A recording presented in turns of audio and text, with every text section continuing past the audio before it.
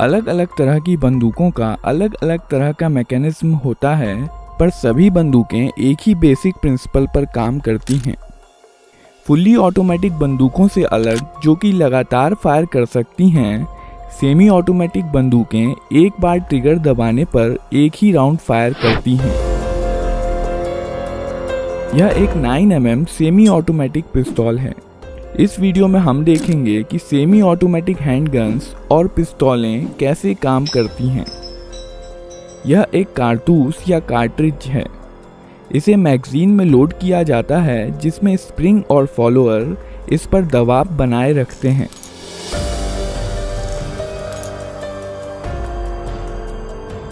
Magazine का design कुछ इस प्रकार का होता है कि कारतूस आगे स्लाइड होकर ही बाहर आ सकता है। इस मैगजीन को बंदूक में रखा जाता है।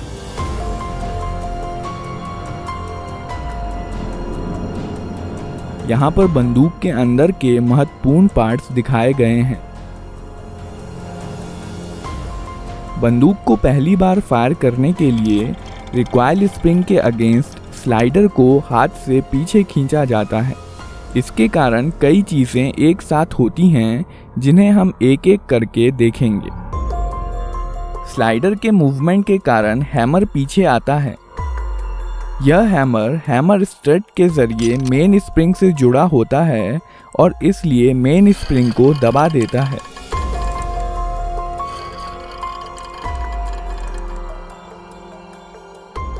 यह सीयर है। यह हैमर के मूवमेंट को कंट्रोल करता है।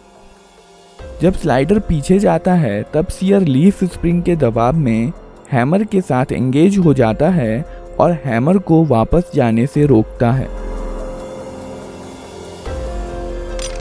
जब स्लाइडर को छोड़ दिया जाता है, तब रिकॉइल स्प्रिंग के कारण स्लाइडर अपनी पहले वाली स्थिति में चला जाता है, जबकि हैमर सीयर के कारण अपनी स्थिति में बना रहता है।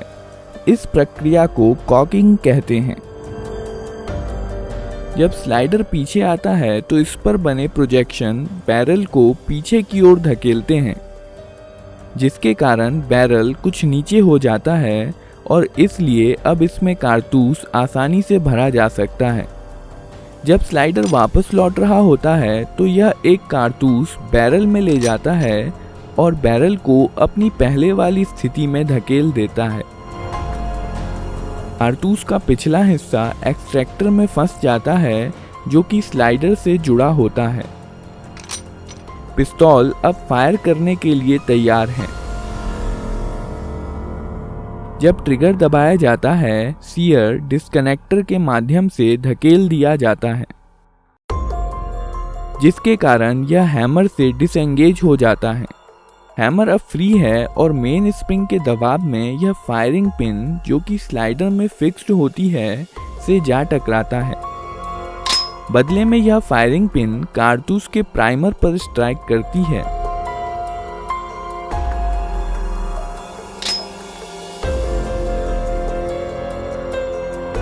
प्राइमर में इम्पैक्ट सेंसिटिव एक्सप्लोजिव होता है, जो फायरिंग पिन के टकराने की वजह से जल जाता है। इसके कारण कारतूस में रखे पाउडर में आग लग जाती है, जिसकी वजह से बहुत सारी गैसेस पैदा होती हैं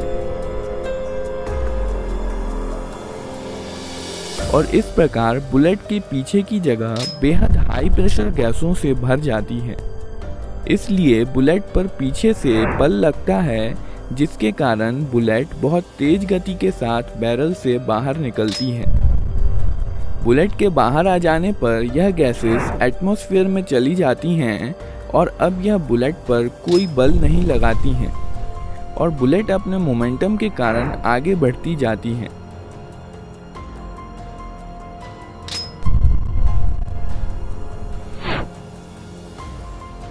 बैरल में कुछ लकीरें और खांचे बने होते हैं, जो आगे बढ़ते समय बुलेट को स्थिरता के लिए घुमा देते हैं।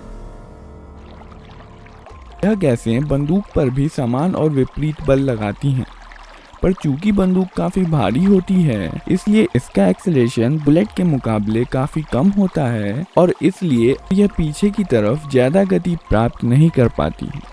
विस्फोट की कुछ एनर्जी स्लाइडर को पीछे धकेलने में इस्तेमाल हो जाती है।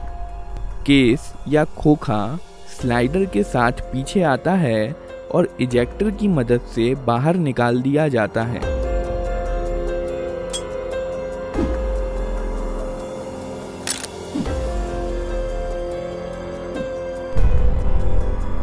साथ ही साथ स्लाइडर हैमर को पीछे धकेलता है और बंदूक को अपने आप रिलोड भी कर देता है। और अब बंदूक अगला राउंड फायर करने के लिए तैयार है। ट्रिगर दबाने पर सीधे सीयर पर धक्का नहीं लगता है। सीयर डिस्कनेक्टर की मदद से धकेला जाता है। जब स्लाइडर पीछे की तरफ जाता है तो इस पर बने स्लॉट की मदद से यह डिस्कनेक्टर को नीचे की तरफ खिसका देता है। अब ट्रिगर और सीयर अलग हो गए हैं और इसलिए ट्रिगर दबे होने पर भी सीयर हैमर के साथ एंगेज हो सकता है। जब ट्रिगर छोड़ दिया जाता है तब डिस्कनेक्टर लीफ स्प्रिंग के दबाव के कारण स्लाइडर के स्लॉट में चला जाता है और अब बंदूक फिर से फायर की जा सकती है। ग्रिप सेफ्टी बंदूक को अपने आप फायर करने से रोकती है। जब बंदूक को हाथ से पकड़ लिया जाता है तभी ट्रिगर डिस्कनेक्टर के जरिए सीयर को मूव कर सकता है।